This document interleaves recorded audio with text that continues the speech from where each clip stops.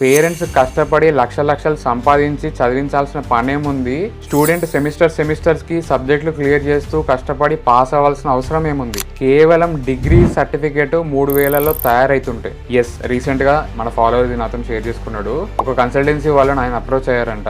నీకు editing skills ఉన్నాయి కదా, ఒక స్టూడెంట్ సర్టిఫికేట్స్ కనుక ఎడిట్ చేయగలిగితే నీకు 3000 రూపీస్ ఇస్తామని చెప్పి అండ్ కన్సల్టెన్సీ వాళ్ళు స్టూడెంట్ దగ్గర 50,000 నుంచి 1 lakh ప్లస్ అట్లా ఛార్జ్ చేస్తున్నారు. అండ్ ఈ అబ్బాయి దీన్ని వెంటనే రిజెక్ట్ చేసిండు అండ్ మనతో ఈ విషయం షేర్ చేసుకోవడం జరిగింది. ఇట్లా షార్ట్ కట్లో ఫేక్ డాక్యుమెంట్స్ క్రియేట్ చేయడం అనేది చాలా పెద్ద తప్పు అండ్ చాలా పెద్ద ఫ్రాడ్. యూనివర్సిటీ చెక్స్, ఇమిగ్రేషన్ చెక్స్లో దొరికిపోయే అవకాశాలు ఎక్కువ ఉన్నాయి. అండ్ దొరికితే స్టూడెంట్కి కాన్సిక్వెన్సెస్ మామూలుగా ఉండవు. వీసా రెఫ్యూజల్ అయిపోతుంది అండ్ కంప్లీట్గా బ్యాన్ చేసేస్తారు. అండ్ ఆల్రెడీ కంట్రీకి వస్తే డిపోర్ట్ చేసి పంపించేస్తారు. ఇలాంటి స్టూడెంట్స్ పైన లీగల్ యాక్షన్ తీసుకొని జైలుకి పంపించే అవకాశం ఉంది. మీ కెరీర్ నాశనం అయిపోతుంది. ఇట్లాంటి మైండ్ సెట్ ఉన్న స్టూడెంట్స్ వల్ల జెన్యూన్ స్టూడెంట్స్ కూడా సఫర్ అవుతున్నారు.